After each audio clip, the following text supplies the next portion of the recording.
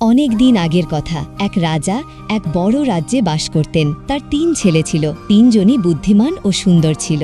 এখন বিয়ের বয়সে পৌঁছেছে।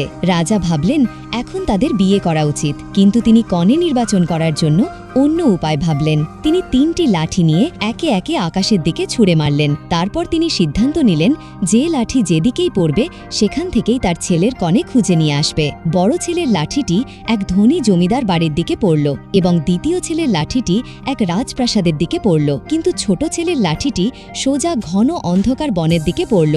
এখন ছোট রাজপুত্র ঘাবড়ে গেলেন। বনে তিনি কোথায় কনে পাবে? তারপর তিনি আস্তে আস্তে বনের ভেতর যেতে লাগল। হঠাৎ একটি ছোট বিড়াল তার পিছনে পিছনে আসতে লাগলো। তারপর রাজপুত্র বলল যে আমাকে এখানে আমার কনে খুঁজে বের করতে হবে, কিন্তু এখানে তো কেউ নেই। তারপর বিড়ালটি কথা বলল যে আমি তোমাকে সাহায্য করব। রাজপুত্র প্রথমে হতবাক হয়ে গেলেন, কিন্তু তার আর কোনো উপায় ছিল না। হ্যাঁ না বলা পর্যন্ত তিনি প্রাসাদে ফিরে যেতে পারবেন না। অবশেষে তিনি প্রতিশ্রুতি দিলেন। অন্যদিকে বাকি ২ ভাই ফিরে এসে রাজাকে তাদের কনের কথা বলছিল। বড় ছেলে বলল সে একটি সুন্দরী ধনী ঘরের মেয়ে পেয়েছে। দ্বিতীয় ছেলে বলল যে তার একটি রাজপরিবারের মেয়ে পেয়েছে। ছোট ছেলেটি শুধু হেসে বলল একটু অপেক্ষা করো। এবার রাজা সবাইকে একটা কাজ দিলেন আর বললেন যাও তোমাদের কনের কাছ থেকে একটা সুন্দর ফুলের তোড়া নিয়ে এসো।